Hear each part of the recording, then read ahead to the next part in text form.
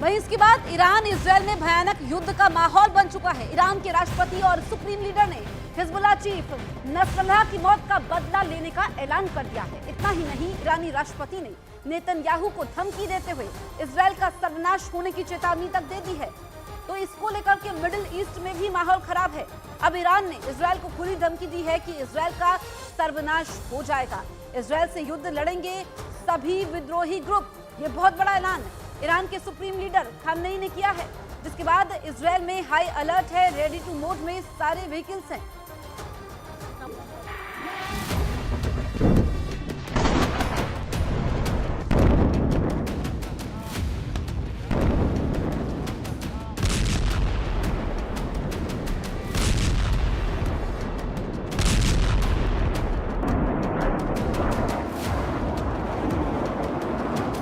I have a message for the tyrants of Tehran. If you strike us, we will strike you. There is no place in Iran that the long arm of Israel cannot reach, and that's true of the entire Middle East.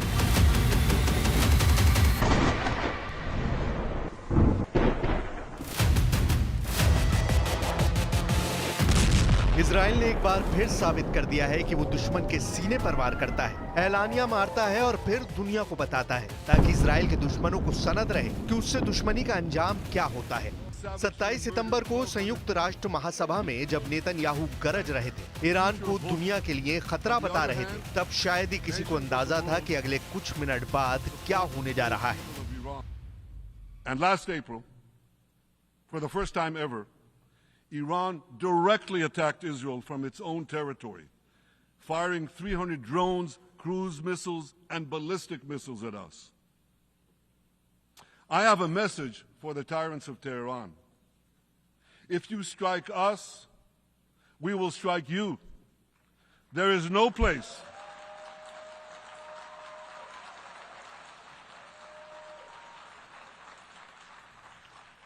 There is no place in Iran that the long arm of Israel cannot reach, and that's true of the entire Middle East.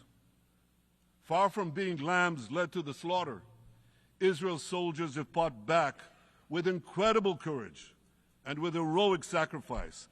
And I have another message for this assembly and for the world outside this hall. We are winning! UN में Netanyahu का भाषण खत्म हुआ। भाषण के बाद वो अपने होटल में पहुंचे। नेतन्याहू ने हॉटलाइन पर ऑर्डर दिया और बेरूत में बारूद बरसने लगा।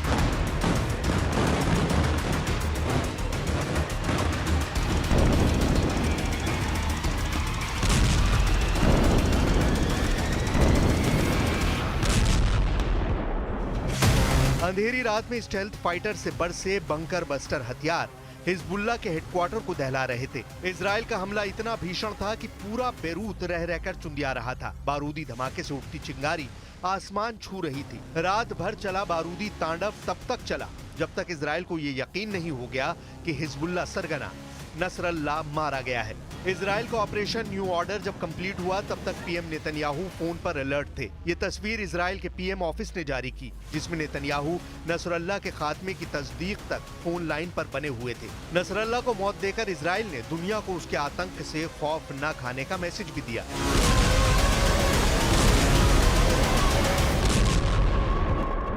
אנחנו בסופו של דבר, אחרי תקופה ארוכה של הכנה של הרבה מאוד יכולות ללבנון, התחלנו לממש. גם התקיפה הזו הוכנה במשך זמן רב, היא יצאה בזמן הנכון בצורה מאוד חדה, ואנחנו עכשיו עוברים להכין בצורה מאוד חדה גם את הדברים הבאים.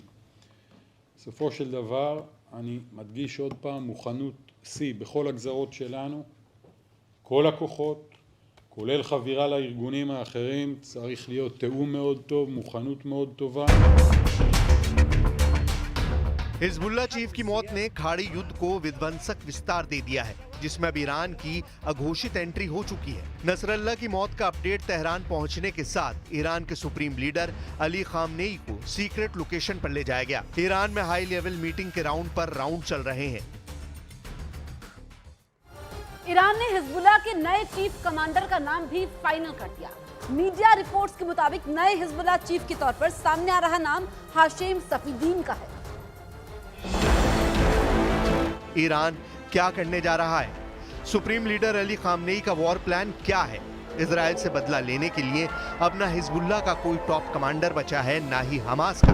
हमास चीफ याह्या सिनवार जिंदा भी है तो सामने नहीं आ रहा। तो क्या ईरान इजराइल डायरेक्ट युद्ध के मैदान में उतरने जा रहे हैं? ईरान के सुप्रीम लीडर अली खामनेई ने ऐलान जो किया है उससे साफ है कि अब आमने सामने का युद्ध तय है, क्योंकि नए हिजबुल्लाह चीफ का चेहरा तय हो चुका है।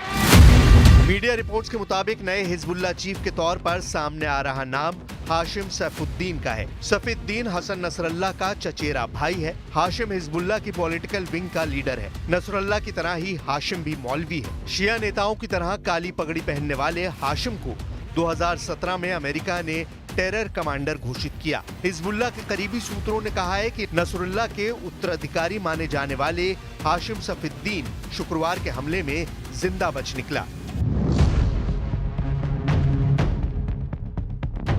हाशिम की वेशभूषा और हाव भाव नसरुल्लाह से मिलते जुलते हैं। 3 दशक से हाशिम सफीउद्दीन हिजबुल्लाह की टॉप लीडरशिप में शामिल है। हाशिम लेबनान के टेरर ग्रुप का फाइनेंस चीफ बताया जाता है। नसरुल्लाह के खात्मे के बाद हाशिम मिलिट्री विंग का भी कमांडर बन सकता है। यानी नसरुल्लाह के सफाए के बाद भी इजराइल की टेंशन खत्म नहीं होने वाली है। नेतन्याहू के खिलाफ खामनेई अब खुलकर बैटल ग्राउंड में आने जा रहे हैं। ईरान इजराइल का टकराव पूरी दुनिया को खतरे में डाल सकता है। वजह दोनों देशों के हथियार और मिसाइल पावर है। इजराइल के पास एटम बम है तो ईरान एटम बम बनाने का सारा सामान जुटा कर बैठा है। ईरान और इजराइल दोनों देश कई ऐसे गुप्त हथियार रखते हैं जिनकी भनक तक किसी को नहीं, मगर दोनों मुल्क के बीच जमीनी फासला इतना है जो युद्ध को किसी भी तरफ मोड़ सकता है। इजराइल ईरान से 2100 किलोमीटर की दूरी पर है। दोनों देशों के बीच इराक, जॉर्डन और सीरिया भी बसे हुए हैं। ईरान में घुसकर इजराइल जहां चाहे वहां दहला सकता है, मगर मिसाइल पावर के मामले में ईरान इजराइल से कम नहीं है। हाईटेक और युद्ध में मिसाइलें और फाइटर ड्रोन युद्ध का रुख मोड़ने का मादा रखते हैं।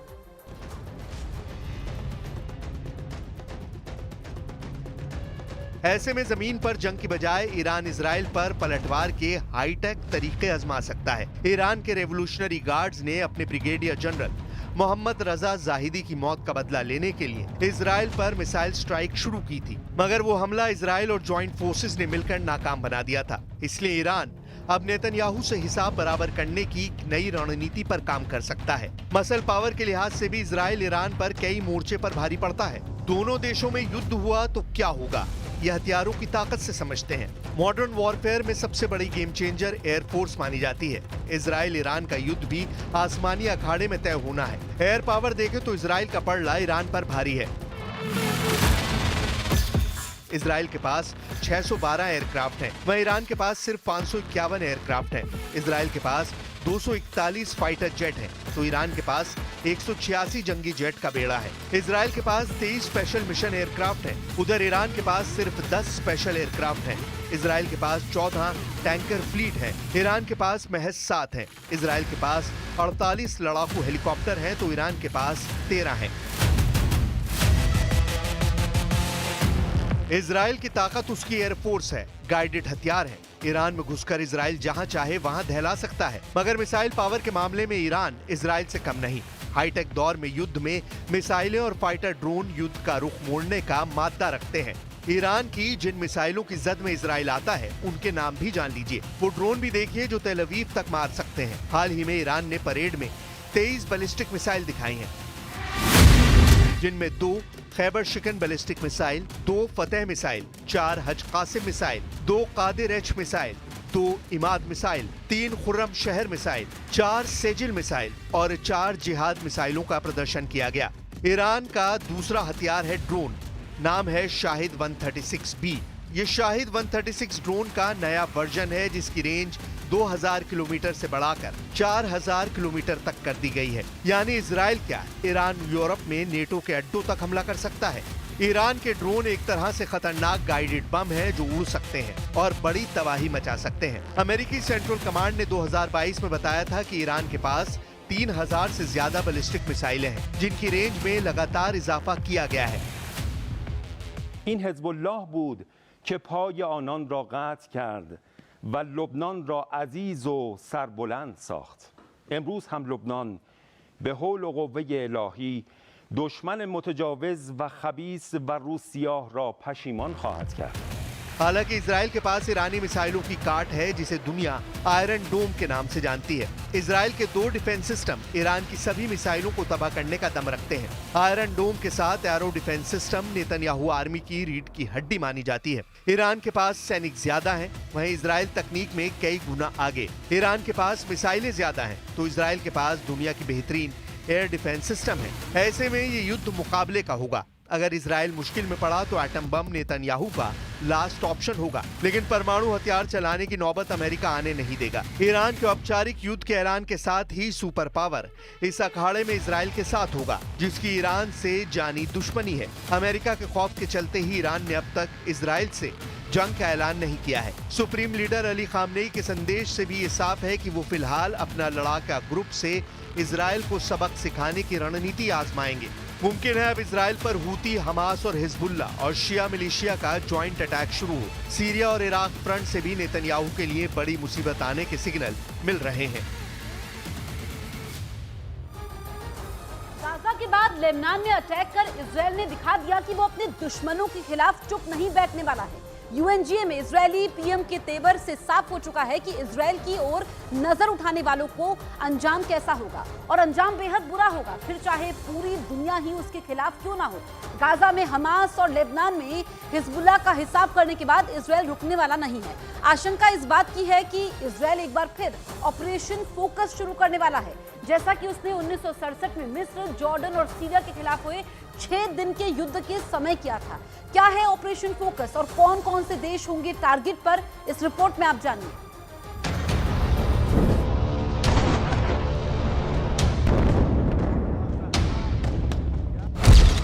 इजराइल का ऑपरेशन फोकस रिटर्न्स। 57 साल बाद इजराइल फिर दोहराएगा इतिहास। अब इजराइल के टारगेट पर सीरिया, इराक और यमन। करीब 1 साल से गाजा में सैन्य ऑपरेशन के दौरान इजराइल हमास के कई बड़े लीडर और टॉप कमांडरों को अंजाम तक पहुंचा चुका है। दुश्मन को चुन चुन कर मारने वाली इजरायली सेना ने लेबनान में भी हिजबुल्लाह का हिसाब करना शुरू कर दिया है। महज 10 दिन के अंदर हिजबुल्लाह के कई बड़े कमांडर ढेर किए जा चुके हैं, यानी इजराइल अब अपने लक्ष्य को पूरा करने के करीब है। लेकिन नेतन्याहू की फौज इस बार किसी को भी बख्शने के मूड में नहीं है, लिहाजा आशंका जताई जा रही है कि इजराइल एक बार फिर ऑपरेशन फोकस शुरू करने वाला है। इस ऑपरेशन के तहत 1967 में इजराइल ने मिस्र, जॉर्डन और सीरिया पर हमले शुरू किए थे और माना जा रहा है कि अब ऑपरेशन फोकस रिटर्न्स का टारगेट सीरिया, इराक और यमन बनने वाले हैं। सीरिया, इराक और यमन टारगेट पर क्यों? यूएनजीए में नेतन्याहू की स्पीच से मिला संकेत। ईरान के प्रॉक्सी गुटों पर इजराइल करेगा वार। दरअसल शुक्रवार को इजराइल के पीएम जब संयुक्त राष्ट्र महासभा में अपनी स्पीच दे रहे थे तो वहीं इसके संकेत मिल गए थे। नेतन्याहू ने स्पीच के दौरान 2 नक्शे दिखाए, एक को दुनिया के लिए आशीर्वाद बताया तो दूसरे को अभिशाप। नेतन्याहू ने कहा कि पिछली बार मैंने एक नक्शा दिखाया था जिसमें इजराइल और उसके साथ ही अरब देश एशिया को यूरोप से जोड़ रहे थे। नेतन्याहू ने इसे दुनिया के लिए आशीर्वाद बताया तो वहीं दूसरे नक्शे को नेतन्याहू ने आतंक का नक्शा बताया। इजरायली प्रधानमंत्री ने दोनों नक्शों को दिखाकर कहा कि एक तरफ भविष्य की उम्मीद है तो दूसरी तरफ भविष्य का अंधकार। दरअसल इस दूसरे नक्शे में ईरान, इराक, सीरिया और यमन को काले रंगों में रंगकर अभिशाप बताया गया था। माना जा रहा है कि इजराइल सीधे तौर पर ईरान पर हमला नहीं करेगा, वो चाहता है कि ईरान खुद इस जंग में कूदे। इसलिए वो हमास और हिजबुल्लाह के बाद इराक, सीरिया और यमन में मौजूद ईरान के प्रॉक्सी गुटों को निशाना बनाने की योजना बना रहा है। दशकों पुरानी है इजराइल और अरब देशों की दुश्मनी। 1967 में इजराइल ने मिस्र, जॉर्डन और सीरिया से जंग जीती थी। इजराइल ने शुरू किया था ऑपरेशन फोकस। करीब 100 साल पहले फिलिस्तीन पर ब्रिटेन का कब्जा था और ब्रिटिश ने फिलिस्तीन को 2 हिस्सों में बांटकर यहूदियों के लिए स्वतंत्र इजराइल राष्ट्र बनाने का वादा किया था। लेकिन अरब जगत के देश इजराइल की स्थापना के खिलाफ थे। आखिरकार विवाद बिना सुलझाए 1948 में ब्रिटिश शासक मिडिल ईस्ट के इस हिस्से से चले गए और इजरायली नेताओं ने 14 मई 1948 को स्वतंत्र इजराइल की घोषणा कर दी। इजराइल के गठन के अगले ही दिन मिस्र, जॉर्डन, सीरिया और इराक ने इजराइल पर हमला कर दिया। ये पहला अरब इजराइल संघर्ष था। करीब 1 साल तक चले इस युद्ध में इजराइल की जीत हुई और जंग के खत्म होने के बाद संयुक्त राष्ट्र ने स्वतंत्र फिलिस्तीन के लिए आधी जमीन मुकर्रर कर दी। यहीं से फिलिस्तीनियों के लिए त्रासदी का दौर शुरू हो गया। इस दौरान करीब 7.5 लाख फिलिस्तीनियों को विस्थापित होना पड़ा, क्योंकि यहूदी सेना ने उन्हें उनके घरों से बेदखल कर दिया था। इसके बाद साल 1967 में दूसरा अरब इजराइल संघर्ष हुआ। 6 दिन तक चले इस युद्ध को 6 डे वॉर के नाम से भी जाना जाता है। 5 जून 1967 से 10 जून तक इजराइल ने मिस्र, जॉर्डन और सीरिया के खिलाफ जंग लड़ते हुए कामयाबी हासिल की। इन तीनों देशों के खिलाफ की गई सैन्य कार्रवाई को ही ऑपरेशन फोकस कहा जाता है। इस युद्ध के नतीजों ने मिडिल ईस्ट का नक्शा ही बदल दिया। दरअसल इस जंग के परिणाम स्वरूप गाजा पट्टी और मिस्र के सिनाई प्रायद्वीप पर इजराइल का कब्जा हो गया। यही नहीं, जॉर्डन से पूर्वी जेरूसलम सहित वेस्ट बैंक और सीरिया से गोलन हाइट्स भी इजराइल ने छीन लिया था। और अब 57 साल बाद इजराइल एक बार फिर ऑपरेशन फोकस का सहारा लेकर इराक, सीरिया और यमन के बहाने ईरान को सबक सिखाना चाहता है कि वो अपने दुश्मनों को किसी भी कीमत पर छोड़ता नहीं है।